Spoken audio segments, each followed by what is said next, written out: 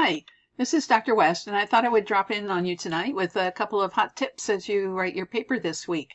This week it's the Professional Nursing Association analysis paper, and it kind of has two parts of preparation ahead of time. This paper, you should spend more time preparing for it and taking notes. Then it will write itself a lot more easily. So preparation one is just selecting your nursing organization. There is the nursing associations list that's available to you, and then there's also the journal directory of nursing journals. You want to make sure that the association you choose has an advocacy section. Note that if an advocacy section or issue area cannot be identified, then just choose a different one. Sometimes they're very clinically oriented. And that won't help you in this paper. Then the second part, once you've chosen your association, is conduct a review of their website. You want to look at their journal and newsletter, identify the current status of a particular issue, not to explain the issue or to write an article about the issue, but so that the issue lets you show how the organization advocates for that. How do they find people that will help them in it? How do they find people that are interfering with it, and then how do they educate or provide access and communication with those people, so that those are the stakeholders, so that they can actually move that issue forward. So resist writing a paper about a disease process or something. It's not that, but how do nurses become involved in moving an issue forward? Then the third part is where you actually write your report. The recommendation is you write a report in a journalist style. So there's an article here on how to write like a journalist, and that's where you say up front what you're doing, and then you give detail coming down. So with the instructions here, this is something I always liked to do when I was a student, was to highlight all of the bullet points and then just drop them into a Word document. And that way then I wouldn't forget a thing. Now these are instructions to you, so don't describe the association in its mission, vision, and values as the heading. It needs to change. So you might want to say something like ANA's values,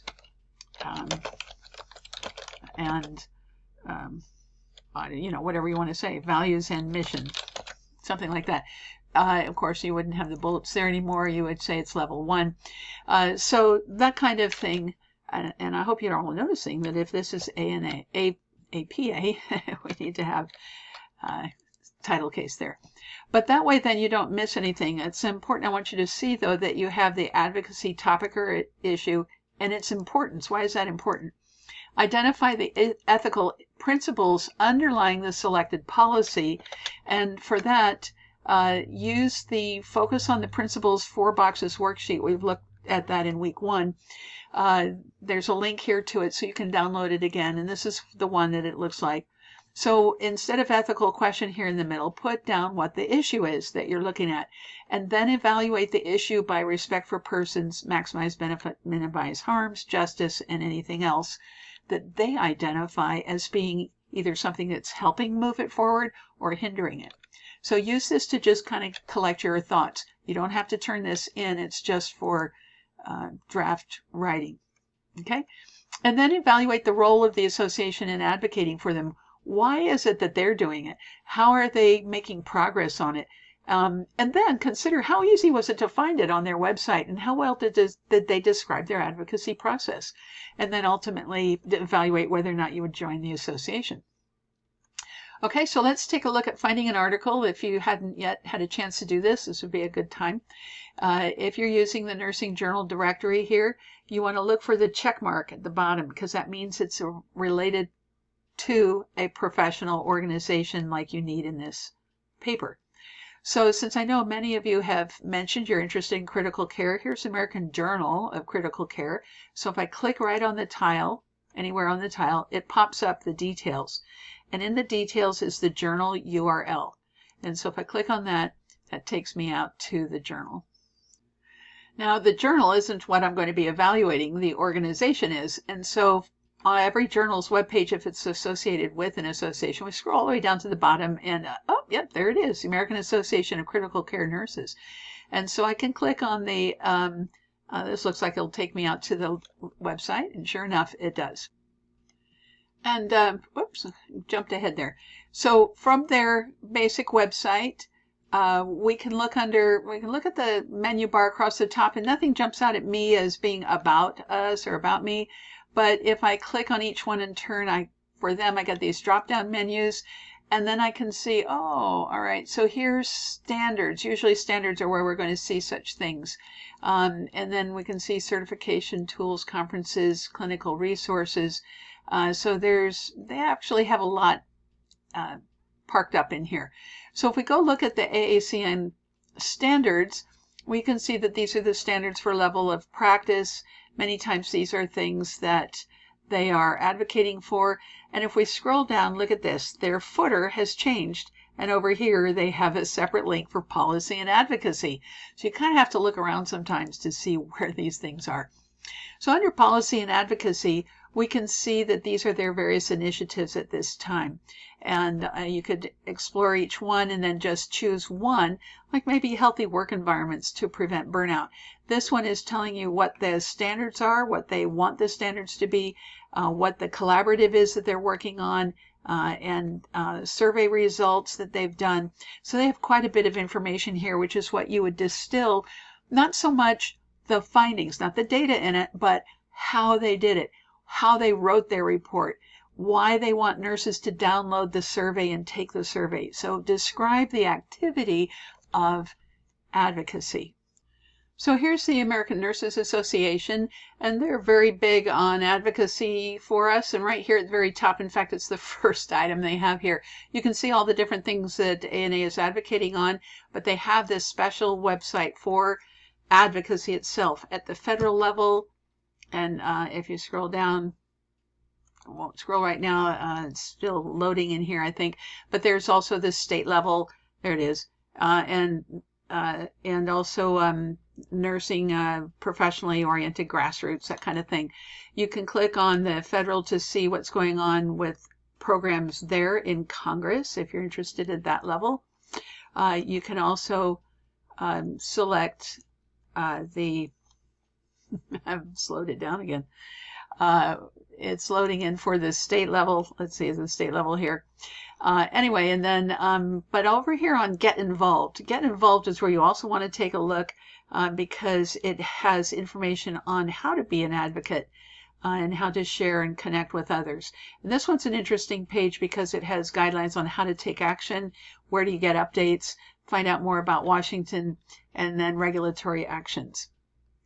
The next organization I want to show you is a fun one because they have a lot that they do with students in kindergarten through 12th grade. The National Association of School Nurses.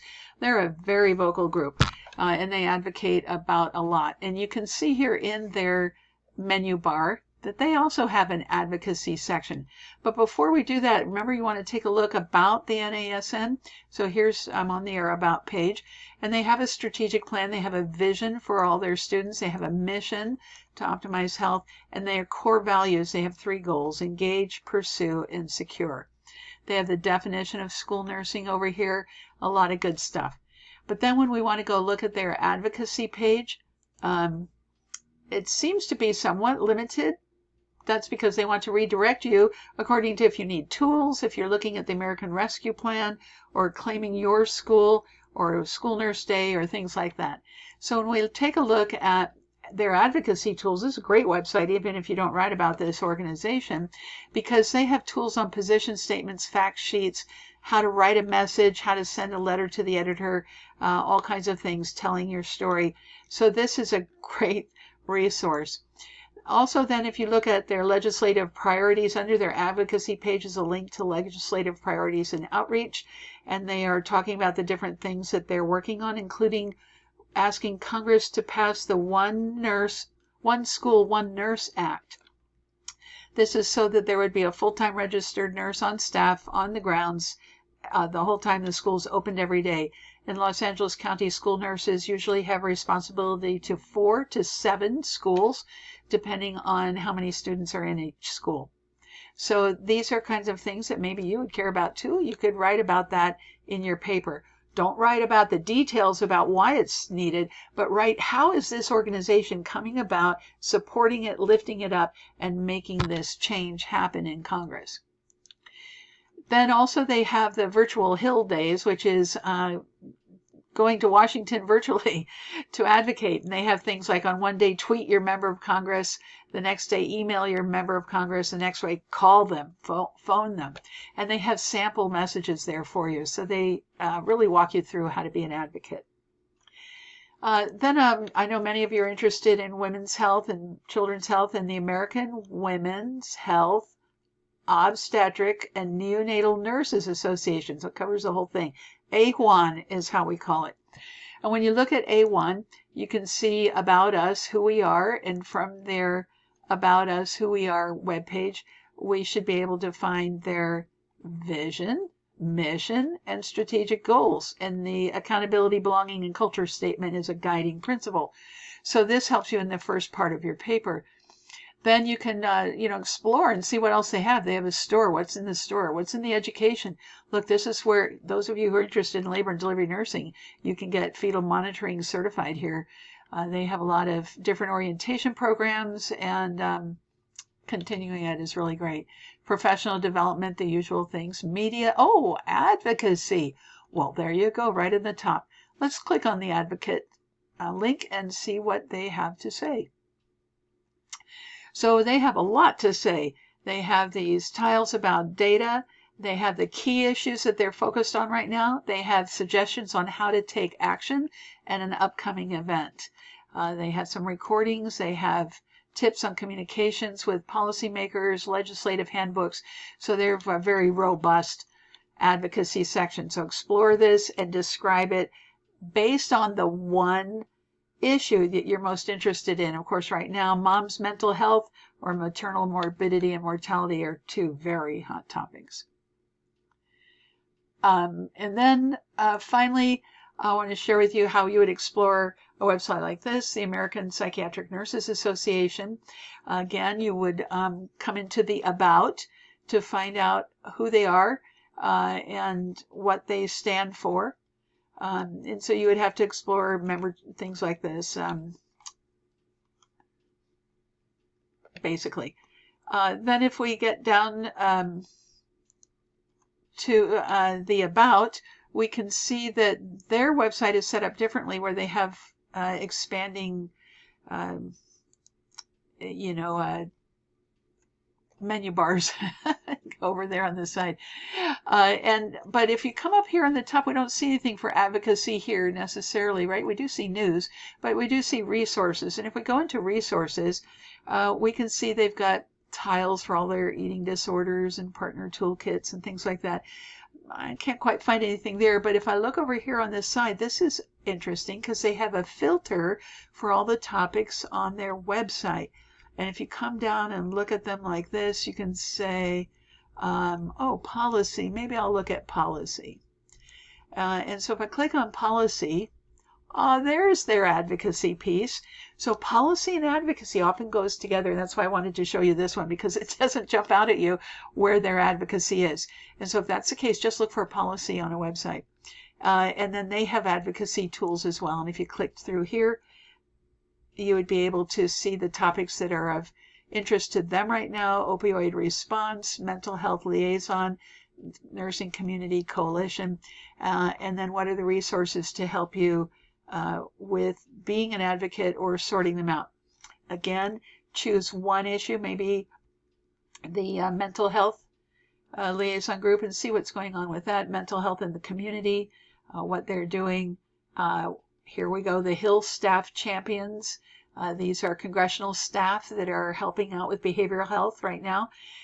So spend some time exploring these websites for your ability then to discuss barriers and facilitators. Can you see how it's going to be in the news stories that explain that? And then what is the role of the association? How are they advocating for it? Not just that they are, and here's the issue and detailing the issue, but what is it they do? How are they getting their story out? How are they getting in the news? And I've shown you a couple of websites where it was very easy to find advocacy. And this last one, you had to hunt for it under the word policy. So that's it. I hope that helps you with your paper, and I look forward to reading them. Take care.